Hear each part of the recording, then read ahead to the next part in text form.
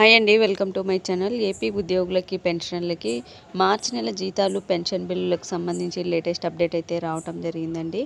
పూర్తి వీడియోలో తెలుసుకుందాం. మీరైతే వీడియోని ఎక్కడా కూడా స్కిప్ చేయకుండా ఎండ్ వరకు అయితే చూసేయండి. అదేవిధంగా డిఆర్ అరియర్స్కు సంబంధించి కూడా ఒక ఇన్ఫర్మేషన్ అయితే రావటం జరిగిందండి. పూర్తి వివరాలు అయితే వీడియోలో తెలుసుకుందాం. ఎక్కడ కూడా స్కిప్ చేయకుండా ఎండ్ వరకు అయితే చూసేయండి. ఇక regular payroll will be enabled between the 20 to 25 అండి. ఈ నెల 20 నుంచి 25 తేదీలోపు కూడా ఈ పేరోల్ అయితే ఎనేబుల్ చేయడం జరుగుతుంది. అప్పుడే మనం బిల్లులకు సంబంధించి మనం అప్లోడ్ చేయాల్సి అయితే ఉంటుంది.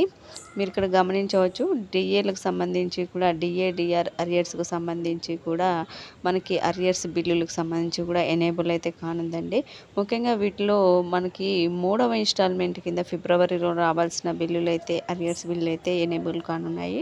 అదేవిధంగా ఇంకో జీవోకు సంబంధించి కూడా మార్చి నెలలో విడుదల కావాల్సినటువంటి 3వ విడతకు సంబంధించిన అరియర్స్ అయితే ఎనేబుల్ అయితే కానున్నాయండి. అయితే ఈ రెండింటికి సంబంధించిన బిల్లులకు సంబంధించి అంటే 3 విడతలకు సంబంధించి ఏ విధంగా మనకి అరియర్స్ వస్తాయంటే 15 నెలలకి ఫస్ట్ డిఏకి సంబంధించి అంటే 2023 జనవరి డిఏకి సంబంధించి 15 నెలలు, 2023 జూలైకి సంబంధించిన 12 నెలలు అయితే మనకి రావాల్సింది. వాటిలో 3వ విడతగా అయితే మనము ఇక్కడ గమనించవచ్చండి.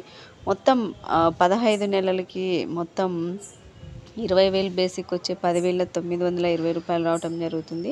అదేవిధంగా 12 నెలలకి 8,736 రూపాయలు రావడం జరుగుతుందండి. వీటిలో ముఖ్యంగా 15 నెలలకు సంబంధించి 3వ విడత, 12 నెలలకు సంబంధించి 3వ విడత అయితే మనకి ఈ విధంగా 6,552 రూపాయలు అయితే రావటం జరుగుతుందండి. ఇదే విధంగా 36,200 రూపాయలు కనుక బేసిక్ పే వచ్చేవారికి 3వ విడత కింద మనకి 11,859 రూపాయలు అయితే జమ అవుతుందండి. ఖచ్చితంగా ఇవి మార్చి నెల జీతాలు, పెన్షన్లతో పాటు అయితే జమ కానున్నాయి.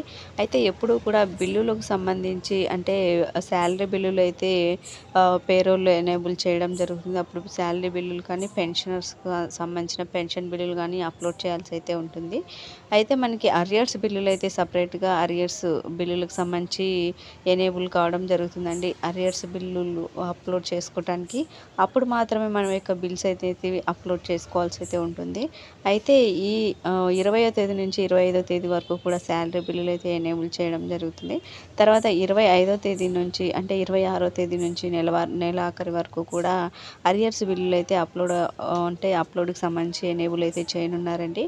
ఎందుకంటే ప్రభుత్వం 5,000 కోట్ల రూపాయలనైతే విడుదల చేయనుంది. మొదటి విడతగా అంటే విడతల వారీగా ఈ పెండింగ్ బిల్లులన్నీ కూడా జమ చేయబోతుందండి.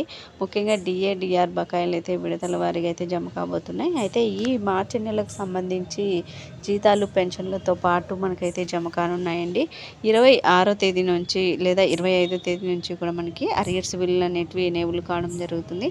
అప్పుడు అందరూ కూడా అరియర్స్ బిల్స్ అయితే అప్లోడ్ చేయాల్సి అయితే ఉంటుందండి. అప్పుడు మాత్రమే మనకి అరియర్స్ అనేది 3వ విడత కింద జమ కావడం అయితే జరుగుతుంది.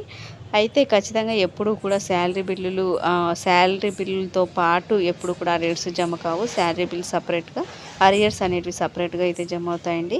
ఖచ్చితంగా ఉగాది కానుకగా అయితే ఈ అరియర్స్ అయితే జమ కాబోతున్నాయి.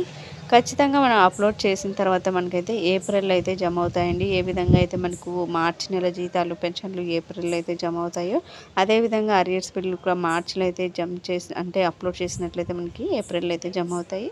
ఇది ఇప్పటి వరకు ఉన్నటువంటి లేటెస్ట్ అప్డేట్. మీకు ఈ వీడియో నచ్చినట్లయితే తప్పకుండా లైక్ చేయండి, షేర్ చేయండి.